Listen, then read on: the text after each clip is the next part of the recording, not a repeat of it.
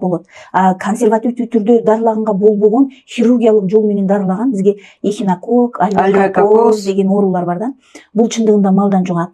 Буну биздин мурда колхоз мезгилде, совхоз мезгилде өкмөт аябай көңүл бурчудаган массалык түрдө малдарга ушул гельминтизация дарыларды берчү да өзүнүн. Же болбосо ошол эле ветеринарный служба аябай жакшы иштечү, контролу жакшы болчу. Жакшы болчу ошол мезгилде. Союз бузулуп, ар бир колхоз, совхоз жоюлуп, менчиктештирилгенден кийин биздин жарандар ошого даяр эмес экен да.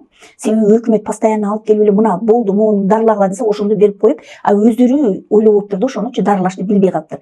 Малдын ден соолугу адамга түздөн түз таасир этери. Ошо карап аткан киши эле анан ошонун өзү малын боду союп туруп алып келип сатат да, сатканда бүт массалык таркайт да. Этти ким алса, оорукчан болсо ошол жугушу мүмкүн. Өзгөчө боор эти, ичектерди кээ бирөөлөр бар, ошолорду алып жеген жакшы.